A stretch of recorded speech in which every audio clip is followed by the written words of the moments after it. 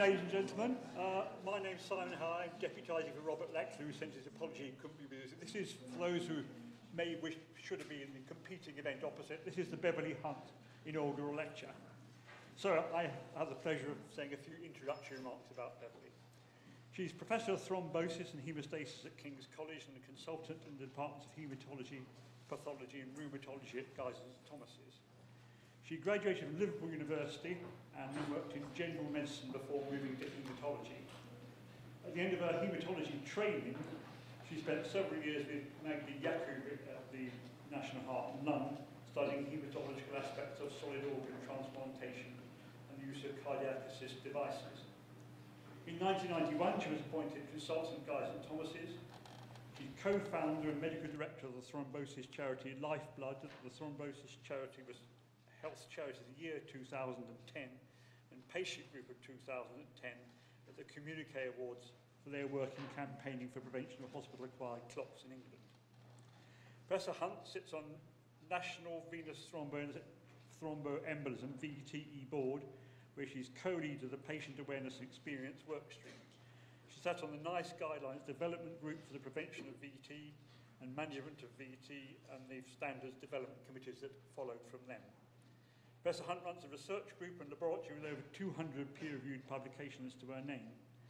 She's founded and co-runs the British Society of Haematology's Obstetric Haematology Group with Sue Pavard and is co-editor of the Obstetric Haematology Manual. This next bit sounds a little bit Wonder Woman-ish, but I'll say it anyway. In her spare time, Professor Hunt devotes herself to her family, cycling and triathlon. So, it's a great pleasure to introduce you. The title, as you see from here, is Thrombosis and Haemostasis Revolution from Academic Backwater to a Global Public Health Issue. Yours. Thank you very much. So, welcome to my house, Hugh Hunt's house. And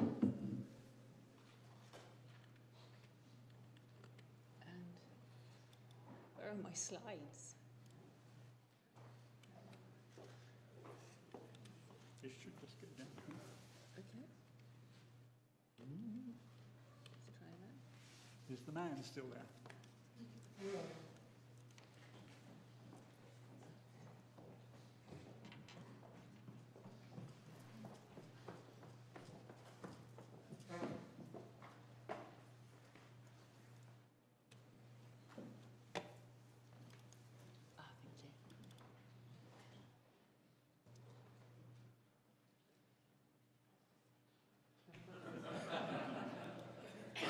Okay, so let's make a fresh start. So thank you very much for coming, and I hope that I can entertain you.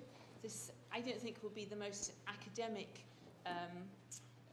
inaugural lecture that you have ever been to. But we are going to discuss the rise of thrombosis and haemostasis as a speciality. And what I want to cover is some of the science that goes behind it, but more importantly, implementation of research. I actually do research in 4 areas, and I'm not going to be talking about antiphospholipid syndrome and obstetric haematology today, but concentrating on acquired bleeding and venous thromboembolism. So if we go back through history, we find that the first mentions of actual clotting were by Hippocrates back in 400 BC, where he noted that blood of a wounded soldier congealed. And really, the whole field was added to enormously by Leonardo da Vinci in 1500s, when he described the whole of the venous system in his beautiful diagrams, which you can see in the Queen's collection. Other landmarks are this amazing chap, Rudolf Virchow. He was an opponent of the political system at that time in Germany.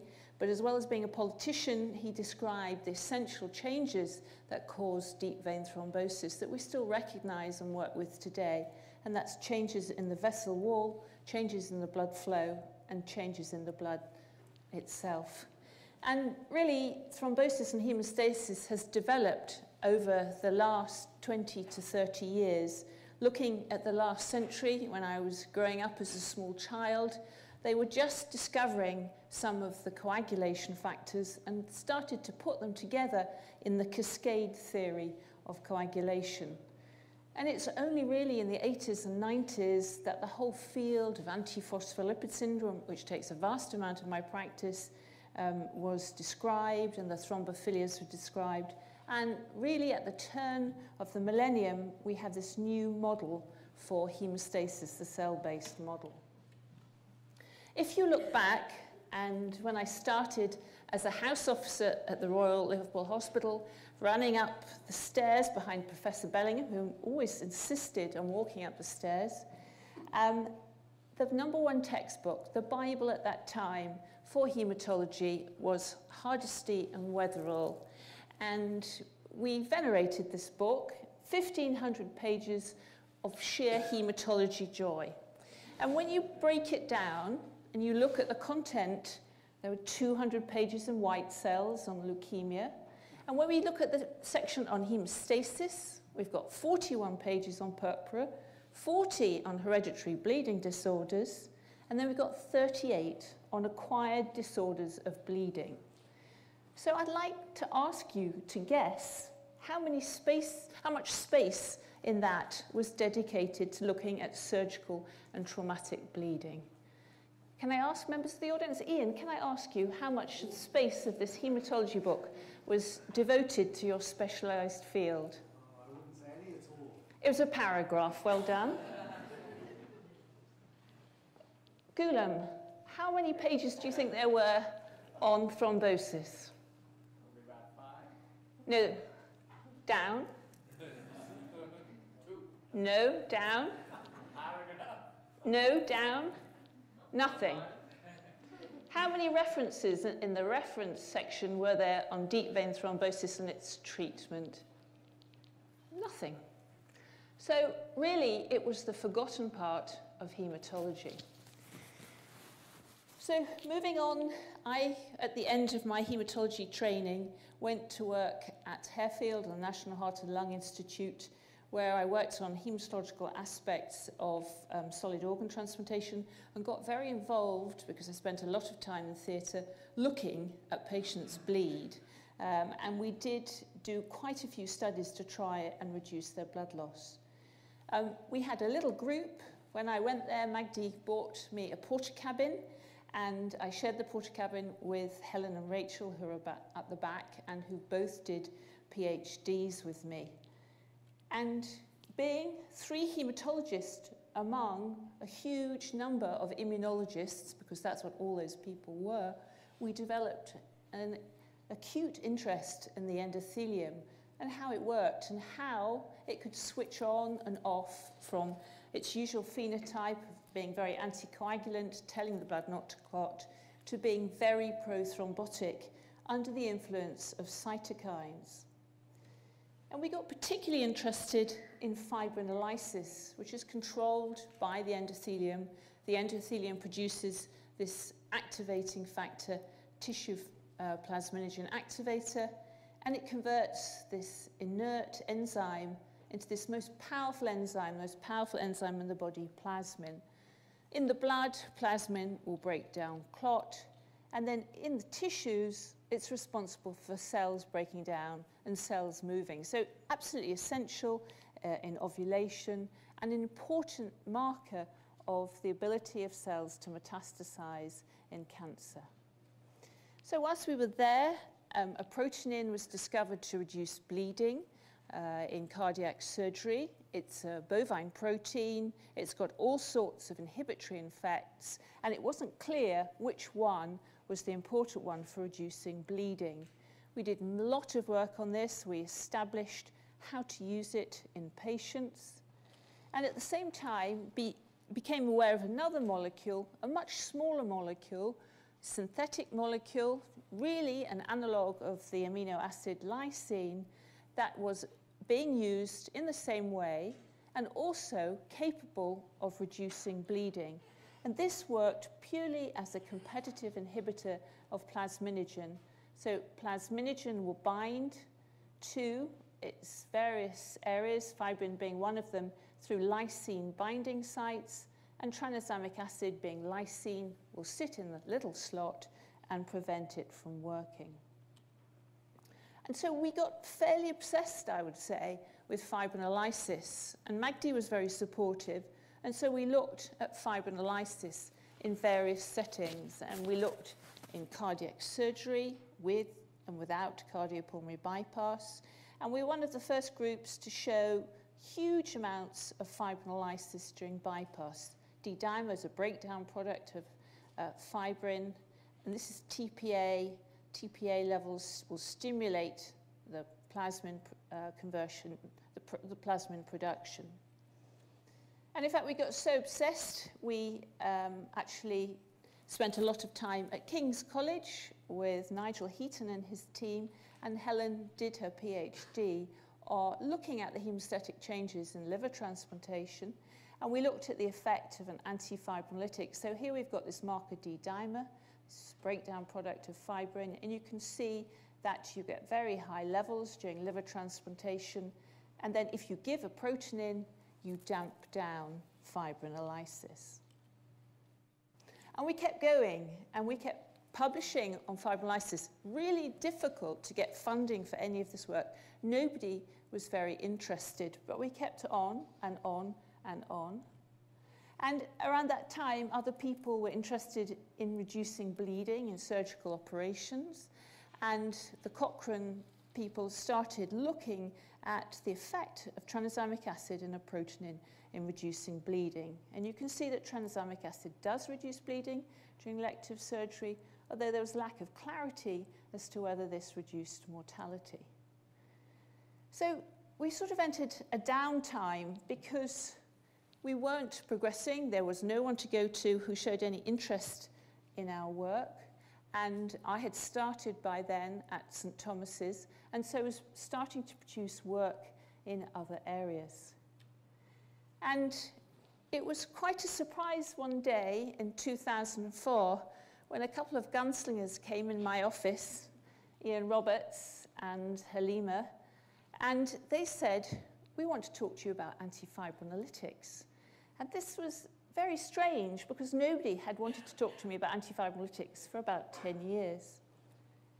And Ian was running the crash studies, and we talked about the fact that about 4 million trauma deaths occur worldwide every year. And in fact, if you look at the developing world, traumatic death, either due to self-inflicted or other people causing injury or road traffic accidents, are actually the #1 cause of death in men under the age of 40. And the global burden of traumatic deaths is rising. And if you look at the mode of death in people who die from traumatic problems, the majority of them are dying because they're exsanguinating. And if they don't and they survive, a considerable proportion are sitting on the intensive care afterwards and dying later of multi-organ disease. So we got involved in setting up this very large study called CRASH-2, which is a large placebo-controlled trial in 20,000 trauma patients who had risk or actual bleeding, and they were given tranexamic acid or placebo in a randomized way. And we started in 2005, and we recruited patients from all over the world. You can see all the centers here, 274 hospitals in 40 countries, and well over 20,000 patients. So this is a huge amount of work for the clinical trials group, many tales to tell, but actually, when we come and we look at the headline news, we were quite astonished to find that tranexamic acid reduced mortality. It reduced mortality in those who were bleeding by 9%, which is a huge amount for a drug to do. It was the biggest trauma trial ever, and it was the first time anyone had shown that a drug could reduce mortality in these patients. The following year, we published some more data where there had been some subgroup analysis. We showed the best results were achieved if you got tranexamic acid early, and the earlier the better. If you got it in less than an hour or up to 3 hours, you are going to have a good result. There was going to be a problem, however, after 3 hours. If the patient had taken a long time to get to hospital, then there was lack of benefit, indeed possible harm. And you have to remember that all the trauma centres in this particular study were from all over the world. Here in the UK, and especially in London, the time to hospital from time of injury is said to be about 45, 50 minutes. But in somewhere like India or Egypt, it may take longer. So we came to the conclusion the earlier is the better. And one of the consequences of that is that the Crash 2 team have spoken to the English ambulance people, and we hope that when the paramedics go out on their motorbikes or they go out in their ambulances, they will have tranexamic on board so they can give patients a shot at the roadside. I should say that this hasn't quite happened yet. In order to test the system, I did actually have an episode of bleeding that required a 999 ambulance in the summer, related to exercise, as most of my injuries usually are. And I ended up in an ambulance, and I said, "Where is my tranexamic acid?" And they didn't actually have it on board. So when I got better, I wrote to Tessa Jowell, who's my local MP, and she passed the letter on to Jeremy Hunt. And probably in the first few days that he started as a health minister, he had the letter about tranexamic acid pass over his desk. So moving on, this is such a big study, and this is such a big problem, that the number of lives that can be potentially saved by using tranexamic acid are absolutely huge.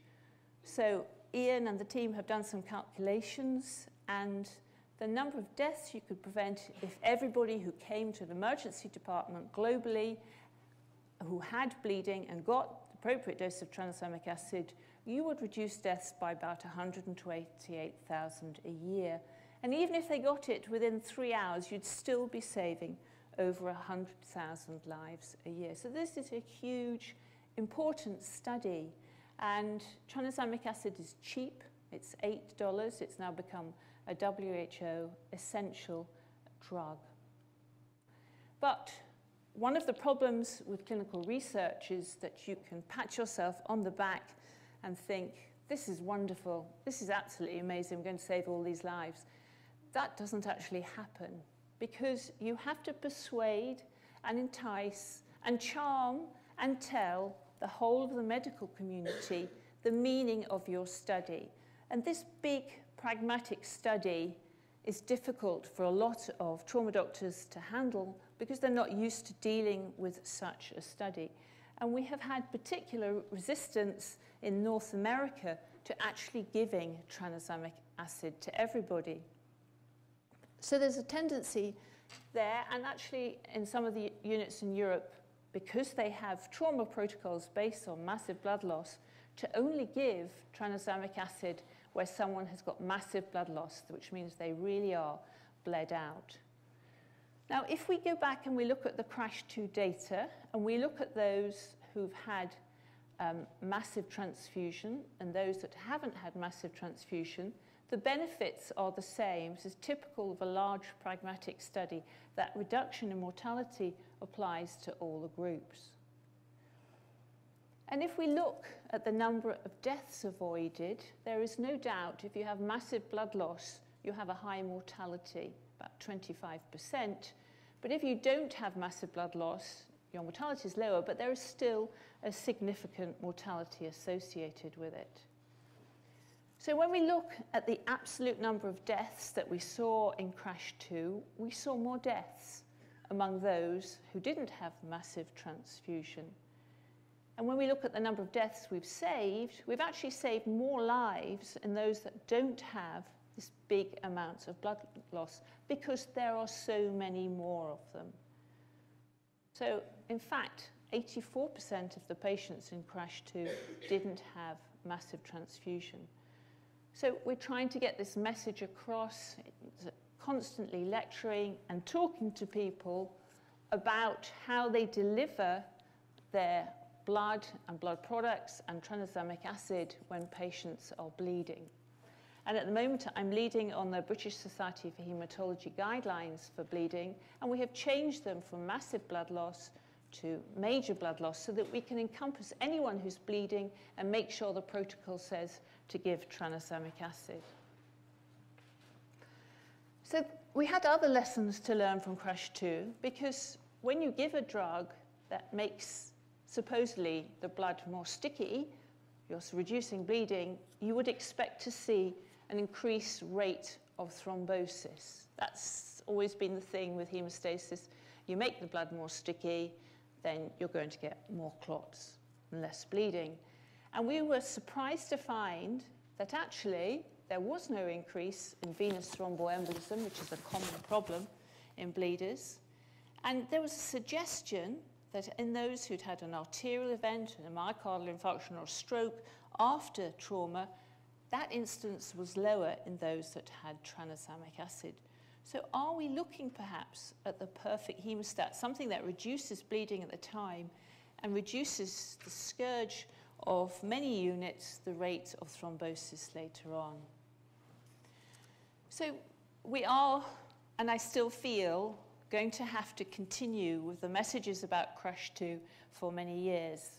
Last week, I spoke at a transfusion conference, and there was a show of hands, and 20% of the UK units did not have tranexamic acid in their trauma protocol. At that, one blames oneself. You have to keep going out and talking to people. So for that work, at least we won a nice prize. We won BMJ Research Paper of the Year last year. Now, one of the criticisms of CRASH 2 was that we said, okay, tranexamic acid reduces bleeding, but we didn't actually define how much of a problem fibrinolysis was in the trauma patients and show that maybe it was a reduction of fibrinolytic activation that was the source of the problem.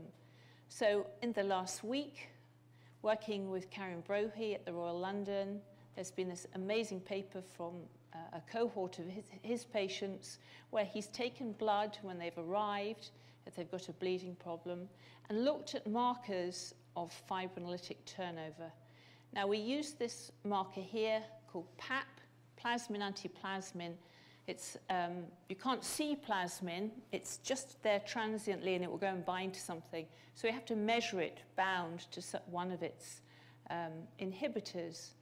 So what I want you to look at is this is amount of fibrinolysis, normal values less than 800. And we have got various graphs. This one here is looking at how badly shocked the patients are. This end is very shocked, this end is not very shocked. And you'll see the more shocked the patient, the greater the activation of fibrinolysis. If we look down here and we look at the blood pressure the patients have when they come into the hospital, then we find that those who have lower blood pressures have higher levels of plasminogen activation. And lastly, this one looks at those who've got obvious fibrinolytic activation and says how many of them have got significant fibrinolytic activation according to severity of injury. So this is graph A, and going along this, the injury severity score along the bottom, greater than 24 on the right, and you'll see that most of the patients do have really marked activation of fibrinolysis. So we have shown in this paper that, in fact, fibrinolysis is hugely activated in trauma patients. Now, this is civilian trauma, and I'm very fortunate to set up a collaboration with the British military, and we have a grant from their research group, and we are getting samples back from Camp Bastion in Afghanistan. When patients with blast injuries are admitted, we get the excess blood from taking routine samples. And I don't know, I haven't got any gory slides. I've thrown them out. But life at Bastion's tough, and we're really getting samples from people who've had double leg amputation, or they've had a leg amputation, an arm amputation, or an abdominal injury. These soldiers carry tourniquets because they may well get caught with a blast injury, and they can get one of their colleagues to tourniquet them. So fairly grim stuff. And so we've got all the shock trauma patient samples coming back to us. We're getting serial samples, and then courtesy of Dr. Heidi Doughty, they're shipped back to St. Thomas's by cold chain. So we're just starting to look at what is happening in these patients. No one's ever really looked in this way before, and this is very preliminary data, but it is very similar to what we see from the civilian data. So on the top left, we have got TPA, the activator in fibrinolysis, normal levels. This is the admitting sample. This is the average. Normal levels would be down here. We've got marked activation of fibrinolysis. When we look at the plasmin, antiplasmin values, which should be less than 800, they're coming in with values that are about 10-fold greater than normal. Huge activation of fibrinolysis. And then this last one here, D-dimer, should be about 100, right up 30,000. So these patients have got huge activation of fibrinolysis. They really would benefit from tranexamic acid, and we have been talking and feeding back, and now all the patients that come to Bastion will get tranexamic acid either at the point of injury, or they will get it on the ambulance that brings them in. So these are huge global health issues that really, in some way, belong to haematology. And if we were to rewrite Hardesty and Weatherall again today, we would have sections on these enormous health issues, because haematologists can really make a difference. So the other important cause of death in the developing world is, unfortunately, childbirth. And we know that over 500,000 women die every year from causes related to pregnancy and childbirth. Probably the biggest cause is postpartum hemorrhage. It's still a problem for us as well in this country. We still have significant deaths every year. If you talk to Sebastian Lucas, who's sitting in the audience, who does all the maternal death postmortems for London, he will tell you we still find them. So there are probably, globally, about 125,000 deaths every year due to postpartum hemorrhage. And we have this extraordinary dichotomy that people are dying in the developing world from bleeding, acquired bleeding, and yet here we are all sitting here. What are we going to die of? Well, we're going to die of heart attack or stroke or deep vein thrombosis, pulmonary embolism. That's going to be the #1 cause next to cancer. What is happening when the developed world takes over? So we have another study set up called the Women's Study. This is the World Maternal Antifibrinolytic Study. It's been going now for 2 years. The rationale for this is we want to see if tranexamic acid has an effect in postpartum hemorrhage. Obviously, it's a major problem. It's difficult to get blood transfusion. It's dangerous even in the developed world, and we know antifibrinolytics can have an effect. So we are randomizing 15,000 women globally who've got postpartum hemorrhage to tranexamic acid and placebo. And once again, it's a very similar protocol to CRASH 2. We're giving 1 gram of tranexamic acid, and if after 30 minutes they continue to have bleeding, or it stops and restarts, they can have another gram. How patients are entered is if the clinician is uncertain whether or not tranexamic acid might be beneficial. So all the usual measures one would do in postpartum hemorrhage that unit specialize in, they would do, but if they still felt that they weren't sure whether tranexamic acid might be beneficial or not, then we would ask the patients to be randomized. And we'll be starting this study very soon at St. Thomas's. So where are we? And it's really to the credit of the Tropical Medical School Clinical Trials Unit that over 5,000 are randomized. We've got another 10,000 to go, and it looks good. So I just wanted to stop and say how amazing these large pragmatic trials are. It is Ian Roberts, who's sitting in the audience, who is leading on them. They do two things. They are generating this huge amount of data, which you can answer questions you can't answer anywhere else. And the other thing is that we take these studies to the developing world. And as well as treating the patients, it allows doctors in the developing world who can't take part in research normally to take part in such studies. And most of them are amazingly proud to be part of such a study.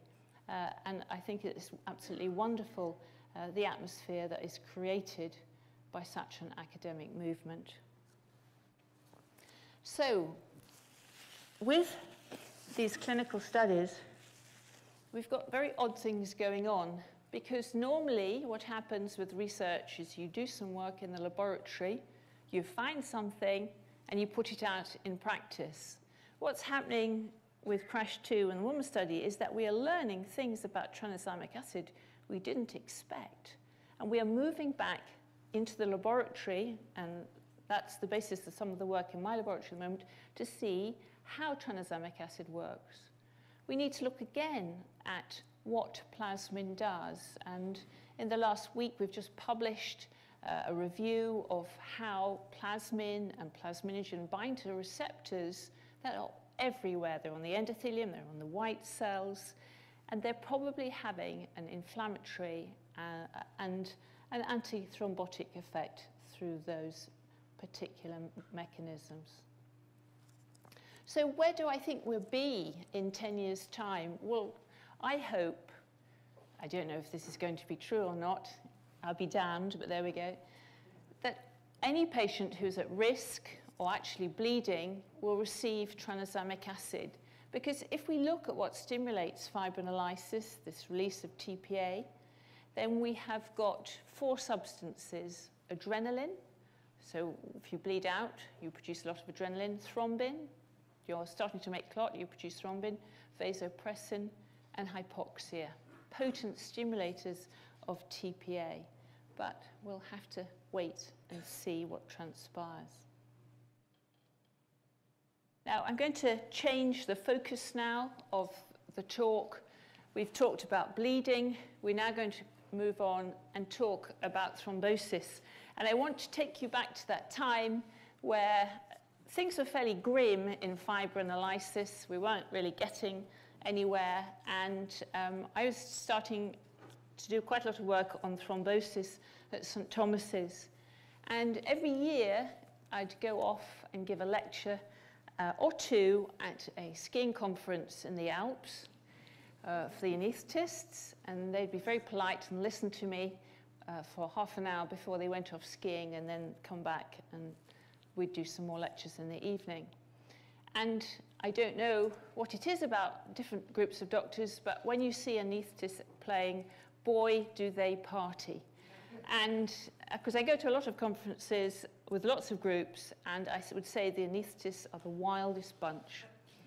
So it was sitting in a bar about 2 o'clock in the morning in a ski resort. I can't even remember which where. And I was sitting next to this chap, and we were just watching the anaesthetists having the most amazing time, dancing, singing, smoking, goodness knows what else. And he said to me, "Are you an anaesthetist?" No. I said, "No, I'm not." "Are you an anaesthetist?" "No." I said, "What do you do?" He said, "Oh, I'm really interested in thrombosis." And I said, "Are you? So am I." And so there we were in the bar, drinking beer, and we started talking about thrombosis. And what Alan Moody, who was based at Nottingham, it is he who's professor of radiology there, was doing, was developing a new technique with MR imaging called direct thrombus imaging, whereby you can set a sequence on the MR and you will see clot will come out as a white signal. You need no contrast media. And he developed it fairly far. And one of the problems had been that he hadn't been able to get any grants. So we sort of formed an alliance after that, and we did apply for funding to develop this further so that we could validate it as a way of diagnosing deep vein thrombosis. And I just want to show you this. This is a cross-section of a leg with a deep vein thrombosis. This is the polomint sign. This white signal grows from the outside of the clot. And it's actually due to the production of methemoglobin. Professor Bellingham, we used to have a great interest in it, as the clot gets hypoxic. So we tried to get grants, and we found that we couldn't get any. There was nobody out there who was actually willing to fund our work because it wasn't fashionable, and because there was the British Heart Foundation for cardiovascular work, there was the Stroke Association for stroke work, but there was no actual charity. So we set up a charity in 2002, and our mission statement was to increase awareness of thrombosis and also research to improve care of thrombosis in the UK. And to tell you about this charity, well, we've grown from nothing to a medium-sized charity in 10 years. I think we work like a terrorist cell. We're just a tightly knit board of highly effective trustees. We've got one full-time employee and one other part-time. And we've got medical directors, a nursing director, and a pharmaceutical director. And we are now the voice, the patient voice for VTE, and we feel we've fulfilled a lot of our mission by increasing awareness. We've set up local patient support groups. We held National Thrombosis Week every year. We fund research in the UK. We've got campaigns, and because of our campaigns, we were Charity of the Year in 2010. But all this was rather serendipitous because we set up the charity and we didn't have any money. And luckily, I had a friend who went into the jungle for I'm a Celebrity, Get Me Out of Here, and she came third. And every time somebody voted to keep her in or throw her out, a proportion of the money came to us. So overnight, we had a reasonable size. So we were there trying to raise money for research, but in actual fact, we became aware that there was a real problem in the UK that needed addressing. And that was hospital-acquired venous thromboembolism, or hospital-acquired clot, however you like to talk about it. Some of us say HAT. And work from Anders Cohen, who is our international epidemiologist and sitting in the audience, had shown that probably there's about 60,000 deaths every year in the UK due to venous thromboembolism. And 2/3 of those are probably due to hospital-acquired thrombosis, which is about 32,000 deaths. And if we look at those who are going to die anyway because they've got cancer or a similar problem, the residual 25,000 have a preventable cause of death if we give them appropriate blood thinners. So this is a huge number. This is more than breast cancer, HIV, and road traffic accidents combined, and it's a much bigger patient safety problem than hospital-acquired infection. So this terminology grew up. We now mean hospital-acquired clots occur at any time up to 90 days after discharge. And to back up Anders' figures, there are the National Statistic Office registered deaths in England from VTE showing 19,000 deaths. But we know that for every case where someone is diagnosed as having a pulmonary embolism pre-mortem, there are another 2 where the doctor has missed the diagnosis. So probably Anders' figures are very correct. So this is a bit of a no-brainer. We have many areas in medicine where we have no evidence for practice, but we know from data that's all British in the 70s and 80s that if we give small amounts of blood thinners to people when they're in hospital, we reduce the rate of blood clots and reduce the death rate. And we also knew this from our triennial maternal inquiry, where we look at all the deaths in women who die during maternity and afterwards. And over the years, the Royal College of Obstetrician has produced guidelines to say, will you please use blood thinners in pregnancy and after caesarean section? To the doctors, they have, and the death rate due to venous thromboembolism has been falling, while the number of births we have has been rising. So a real success story.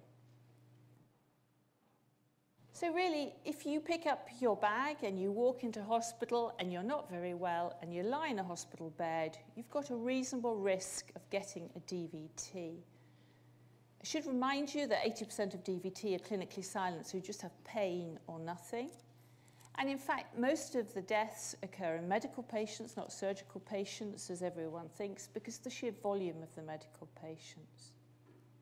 And there are lots of areas with higher risk: cancer patients, increasing age, and pregnancy. And this wasn't something that the patients are going to go into hospital and ask about. Unlike hospital-acquired infection, which everyone's very fearful of because of the publicity, this is something that the general public didn't recognize. So we know that the general public recognize deep vein thrombosis as a term from Mori polls that we've conducted, and we know that about 50% know that a big fat swollen leg can mean a deep vein thrombosis. But it's all been associated with long-haul flights or traveller's thrombosis. And the recognition that going into hospital is actually the biggest risk factor has still not hit the national psyche. So we constantly produce articles on this in the papers. And the other problem was that thromboprophylaxis wasn't being given. And Anders did this amazing snapshot audit of hospitals across the world and showed that of 68,000 patients who were assessed who were in hospital and maybe should have had blood thinners, according to the guidelines of the time, over half of them were at risk of blood clots, but in various countries, they were getting various amounts of blood thinners, and in the UK, only 58% of the surgical and 40% of the medical patients who should have got blood thinners were actually receiving them. So Anders had already done a fair bit of political work. So he had been talking to John Smith MP, who'd had one of his parliamentary area subjects die after a traveller's thrombosis. And so he had set up the all-party thrombosis group. And Lifeblood by that time had some funding, and so we started to work with lobbyists. This is James Tyrrell, who is a fantastic lobbyist. And myself and AJ Kakar went and we had a sandwich lunch across the river in the House of Commons at Portcullis House with Richard Taylor MP, an independent MP from an area where he'd got in on the issue of the fact they were going to close his hospital. He's actually a physician. We saw him and other members of the Health Select Committee, and they said, this is really shocking, this is ridiculous. We need a Health Select Committee. So after the meeting, we sat down, we wrote a draft, and in fact, a Health Select Committee was born, and that was held in 2004 to 2005. And really, it asked the question, why are so many dying from a preventable and treatable disease? And of course, doctors took a bit of the can. At the time, the papers blamed them. So why were patients dying of a preventable disease? I think it all goes back to that textbook, that Bible of Haematology, with no content on venous thromboembolism. It was typical of what was going on. We had a systematic failure of education, lack of awareness among health professionals that their patients were at risk, inadequate teaching of undergraduates, so that there were no national prevention strategies, The other problem is we're dealing with a silent disease, so 80% of DVT are clinically silent. They don't give the textbook pictures. And then the other problem is that a lot of pulmonary emboli present with the patient dropping dead. So that's not going to give you any warning to offer treatment. We'd had the Alder-Hay inquiry, and that had damped down postmortems. So I can remember as a house officer going down to look at the slab and the mistakes of last week and being shocked at the number of patients that had died of a pulmonary embolism when you weren't expecting it and you thought they'd died of something else. And there is an attitude, well, we don't see it anymore. Medical care is so much better. Patients come in, we mobilize them early, and they go away. And there is this problem that if you actually acquire a clot in hospital, it doesn't develop until after your discharge. So, of course, they were correct. They weren't seeing them. So the average surgeon sends a hip replacement home on day 5, and the average DVT occurs on day 7. And the average pulmonary embolism will be day 21. And if somebody dies on day 21 after an operation, and they die suddenly, quite often on their death certificate, the doctor will write natural causes, myocardial infarction, because the mode of death is exactly the same. So part of our Stop the Clots campaign was to ask that we get every patient who's admitted to hospital in the UK risk assessed for their risk of having a hospital-acquired clot and receive appropriate thromboprophylaxis. And we were totally united here with the politicians, the All-Party Parliamentary Thrombosis Group, and also with many health professionals, including people like Ruben Aria, who leads the Exemplar Network. And so I think a lot of you have seen this slide many times before, but it's been many years of campaigning and talking and persuading people that we need this system in place. And so finally, things started to happen. So really the Health Select Committee was the start of it. After that, the government set up an independent group to produce some interim guidelines because they requested NICE to produce the standards of care, the guidelines which came out in 2010. And I'd just like to say that I've spent the last 10 years working with lobbyists, and what an amazing eye-opener it is. James is amazing. We think about how we're going to sell our message, to who are we going to sell our message. We have to sell it in a way they understand. And usually we don't want to go down the line of party politics. We have to have regular meetings so that we think about how policy keeps changing. Over the river in the House of Commons, there's something different every day. And we have to draw up our business plans in short, medium, and long term.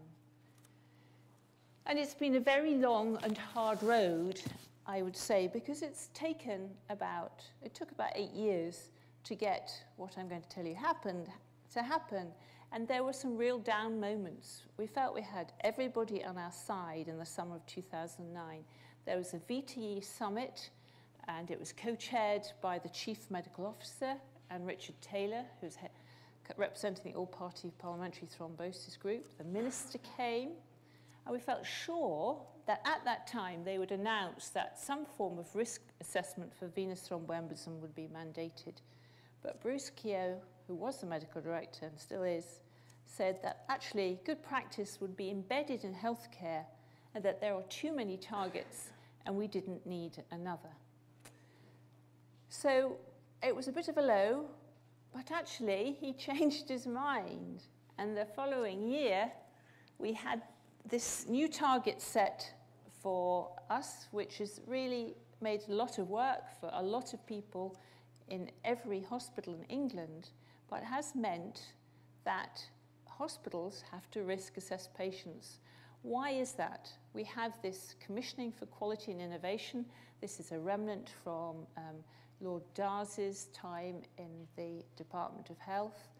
And it means that about 1.5% of each hospital budget in England is tied in to making sure that we deliver patient safety. And a third of that money, and for a trust of this size, it's just under £1 million, is tied in with making sure we have 90% of patients who come here are risk assessed and receive appropriate thromboprophylaxis. There's nothing like money for talking. So along the way, lots of things have happened. There's this huge structure in place. We have a national VTE board with Dr. Mike Durkin in charge. We have the Exemplar network led by Rupert Arya. We have huge structures. We have huge resources for us to teach and deliver on prevention of VTE. We recently came out with this iPhone app. If you type thrombosis in your iPhone, it'll come up, and it's all our thromboprophylaxis guidelines at Guy's and St Thomas's for free. And in fact, what has happened in England is really exemplary, because we have the best systematic approach to the prevention of VTE in the world, and we've sort of gone global. At the last International Society for Thrombosis and Haemostasis, we had an international meeting, and there was much questioning about the system that was occurring in England. It was set up as an exemplar system.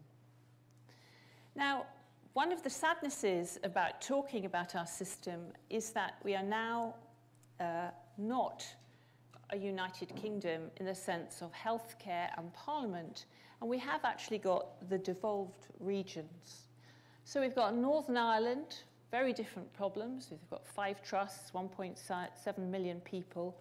They operate in a different way. We have to deal with them in a different way. We have Wales. We have a Welsh medical director for Lifeblood, Simon Noble, and they had the equivalent of a health select committee in the summer. And this afternoon from 3:30, and probably still now, they are actually debating in the Welsh Parliament how they are going to prevent VTE in Wales. They have a new chief medical officer who is a friend of many of us, so we're hoping for high things in Wales. Scotland, they have a much more old-fashioned system, and they too have introduced a systematic approach, but a very different one from the English system. So moving on to a lighter note, we do National Thrombosis Week every year, and we have had in the past a bus that goes around spreading leaflets and educating the public. We have academic meetings in every nation, have a train, tube and bus campaign, and we do a big press release about some aspect of VTE. Every year we have to resell it. We did litigation costs. There's about 80 million pounds worth of litigation costs related to VTE that are outstanding to be dealt with. That was last year. This year we talked about e-thrombosis, the risks of sitting too long in front of your computer in mobile. So we are hitting huge numbers of people with our press releases. We'll do radio, we'll do television, we'll have articles in the paper. And so these are just some of the slides. So just to show the bus, that's at the Arndale Centre in Manchester. One year we had a ceremony and we gave certificates to all the wonderful people that have really helped and led in the campaigning. Mark Porter in the Times has been great support. He always does an article in National Thrombosis Week every year in the Times. Jenny Hope at the Mail always does quite a lot. These are our clot suits. If you want to lighten the atmosphere, you pop your clot suit on and run around. And then this is a poster from our campaign last year asking people to take a break from their computer screen. Now, we are desperate for space in the newspaper. We don't really get leaders in the Times very often. We've had 2 or 3. But we will always, if a journalist phones, answer their call, and we have lists of patients who will talk about their experiences, and we have got some who've had problems in casts, some have had problems, clots out of the blue, others who've had clots in hospitals, so that they can immediately talk to the journalist, because it's a transient thing. The media have their own way of thinking. They don't want hard facts. They want human interest stories. And that's certainly true for medics as well. And you're always thinking, oh, I'm just going on holiday, and then a journalist phones and you have to sit down and talk. We constantly have to give new spin. The editor at the Times has said he doesn't want to hear any more about DVT to Mark Porter, so we have to twist it around again next year. And we have to be humble and remember that actually today's news is tomorrow's fish and chips wrappings. And of course, we are desperate for some celebs to get a deep vein thrombosis. Please, if you see one, would you kick them over and make sure they have a DVT? This is Andrew Flintoff, who I have actually met, but he didn't really live in this country. He did have a hospital-acquired clot after his last orthopedic operation. And life is a very strange thing. I was saying this to my daughter last night, in that earlier on in the 80s, I actually did quite a lot of television presenting. I absolutely loathed it, but at least it set me up so that I'm very comfortable in front of the camera and I'm happy to give a soundbite. And of course, being a medical student in Liverpool, nobody can embarrass me because, believe me, I have done everything embarrassing and I've been there and I've done it and I've got the T-shirt. So where do we go next? Well, I'm not going to walk off into the sunset. I have been a professor now for 4 years, and I'm not going to stop doing research. It's more of the same. There's a real passion to find out more about the acute trauma coagulopathy. And with Karen Breen and Vicky MacDonald, we're building a big thrombophilia centre at St Thomas's. We've got huge numbers of patients who've got very difficult thrombotic problems who come to see us from all over the country. And there are exciting new projects. We've got some projects going, looking at the coagulopathy of acute promyelocytic leukemia. 25% of the patients who get this type of leukemia never reach the hospital to have treatment. They die of bleeding. There's also another coagulopathy associated with acute lymphatic leukemia. Another research fellow, we hope, will get a grant to look at extracorporeal membrane oxygenation. And the last, and slightly, probably the most wacky, is our work with Sir Ralph Fiennes. He's going off next year to walk across the Antarctic for 6 months. This is a trip that was done about 100 years ago. He is going to spend 6 to 8 hours a day outside. It's -80. And they are going to walk up a few mountains, so they're going to get quite hypoxic. So we'll be getting serial samples from them as they go. We'll be meeting them next week so we can get the baseline samples. And we're shipping out some very novel equipment that they can take with them that will be robust enough to look at their blood count whilst they're there. I want to say thank you to everyone I've worked with over the years, my poor research fellows that have put up with me all this time. Thank you. And almost everybody has completed and written up their PhD and MD, and they're all doing fantastic things. This is Fran Williams, who did a PhD with me, and Helen, Corinne, and Rachel, Karen. And we've got Kieran here, who's been with me for many years and trained up many doctors. I want to say thank you to all the mentors. This is Dr.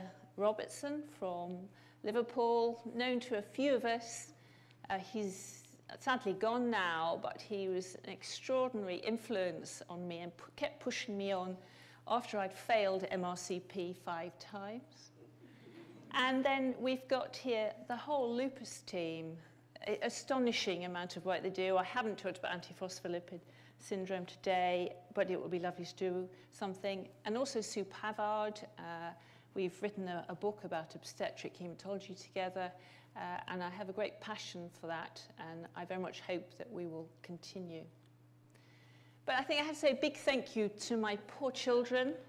They have a mad mother who's dragged them across the world to Thrombosis and Haemostasis conferences. They've probably been to more than any of you have.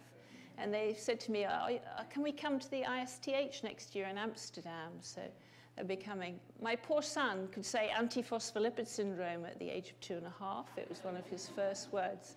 And I dare say he could give you a small lecture on it. And then the horror of horrors they've had to put up with my cycling and triathlon addiction. So I'm often off training or doing something. I'm very proud of this photo here. That's Alistair Brownlee. He got the gold medal in the Olympics for triathlon this last summer. And this was us in Ireland in 2010. He again got the gold medal. I got a bronze medal for my age group triathlon category, and I'm really, really proud of that. So I've learned a few things along the way, probably not quite enough.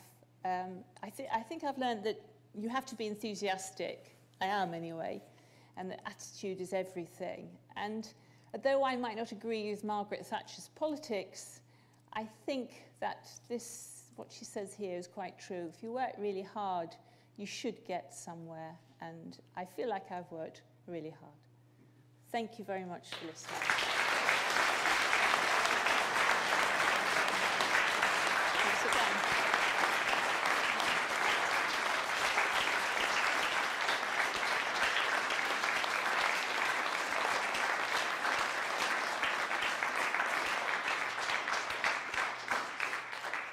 Well, thank you so much. It's my privilege to give a vote of thanks to Beverley, who is not only a good colleague, but a really good friend of mine. And I'd just like to say, on behalf of Women's Health, we haven't heard very much about your women's health work, but I'm the head of research in women's health, and Beverley has really taken us forward in every way. The work in clotting. I remember when I first came to St Thomas's and started working on pre-eclampsia, it was Beverley who I went down to the 4th floor to ask, I'm really interested in the endothelium, and Beverley, what should I measure? And then we wrote a book together, and it was such fun. 4 of us did a book which was called Introduction to Vascular Biology.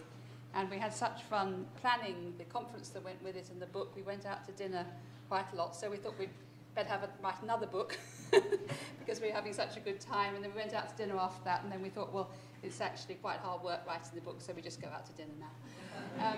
But thank you so much, Beverley. A wonderful talk, and I think it's a really, really good example of how somebody who is a brilliant doctor, as I know Beverley as a very good scientist, and I too have experienced that, and what a wonderful communicator, what somebody who puts all those 3 together can do. You've made a terrific contribution already, Beverley, to health in this country and abroad. Another anecdote this morning. I actually was spending several hours writing a paper about the incidence of postpartum hemorrhage in the United Kingdom, and we've been looking in population of guys in St Thomas's Trust over the last 10 years, and there's been a 3-fold increase in severe postpartum hemorrhage in our own population, probably due to women being older when they deliver, more caesarean sections, and the increase in obesity. But it's not just a problem in the UK, across the world. It's a terrific problem here in the United Kingdom. So the work that you're doing there is very important too. So thank you so much. You've made an enormous contribution already. Beverley's only been a professor for a short time, so goodness me, what's going to happen in the next few years? We'll very much look forward to that. Thank you very much indeed, Beverley.